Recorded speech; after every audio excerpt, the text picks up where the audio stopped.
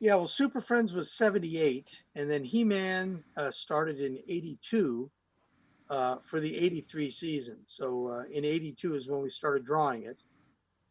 And we had done, when I moved over to Filmation, because I worked at Hanna-Barbera, then I worked at Ruby Spears, and then I went on to work at Filmation.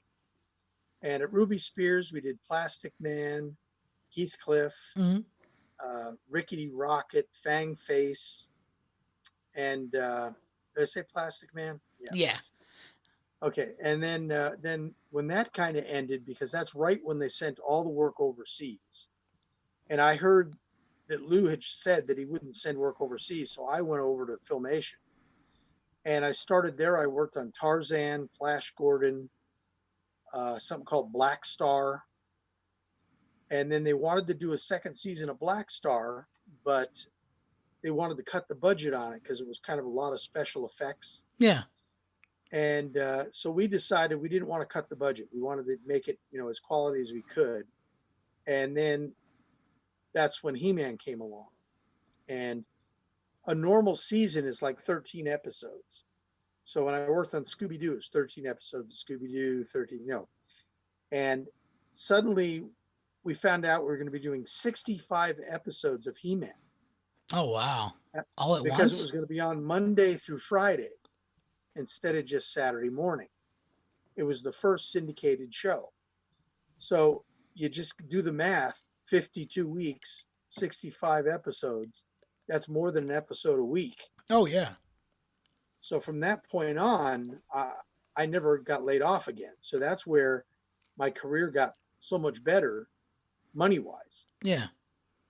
Even later on, they were saying you had a certain number of feet that you had to do a film. A foot is 16 frames. So you had to do 80 feet a week. Well, it got to the point where they said, okay, if you do 160 feet, we'll give you two paychecks. So certain weeks you get some scenes and go, wow, these are kind of easy scenes. This is the week I'm going to really focus Yeah. and do the 160 feet and get that double paycheck. So the money was getting really good. And then about that time is when Westinghouse, who owned Filmation, um, decided they wanted to sell the studio to get some cash. And they sold it to L'Oreal, the makeup company, and they promptly closed the studio. Wait, why would L'Oreal want to buy a studio? Well, they didn't want to buy a studio. They wanted to buy our library so they could sell them on VHS. Oh, so I guess so. If you were at He-Man from the very beginning, did you get the opportunity to kind of develop different characters, have input on how those characters looked? No, any of the characters were already designed first by Mattel, and then they took the Mattel toys and then made them a little simpler to animate. So everything when it comes to an animator is already designed, the story's already written, Hmm. the storyboard's done, the voices are done. So it's up to us. We are basically the actor. We listen to the voice and determine what we think the character should be doing. So that's why every scene depends on who you gave it to, what it's going to look like as far as the acting, Yeah. because everybody has a different idea. It would be like giving the same script to Marlon Brando and Tom Cruise and then say they should be exactly the same. No, they're going to be completely different, even with the same lines and the same storyline. So, same thing with an animator. You're going to have a different idea how this is going to look. What sort? I guess did you have more of an input then on like settings, different kinds of props, stuff like that? I mean, I know that like Mattel probably had like guns and swords and stuff, but I mean like as far as like other different types of locations or side characters, did you get a chance to kind of put anything on there? Every single thing is already designed. Wow. So, if He Man is going to, pick up a rock and throw it, the rock is designed and painted in the background department.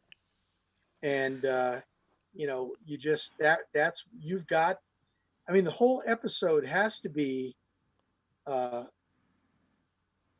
just completely locked down and not allow other people to put their input into it, because you got 60 animators. They're all going to do something different. Yeah. And it's just, if he's picking up a rock and you say, okay, now next scene, he throws the rock. Well, it's got to be the same rock. It can't be a different rock. And if Right. somebody else did that scene and I did this scene, you can't paint it a different color. It's got to be painted the same color. You even have to hook up the scenes. So if I have the scene where he lifts the rock over his head from a long shot, and then they go to a close up and he throws it, Hmm. he's got to have exactly the same pose in the very first frame so that they hook up. Otherwise, it's going to look weird that it jumps to all of a sudden he's holding it with his wrong hand or something. So it's all perfectly plotted out, everything. Yeah.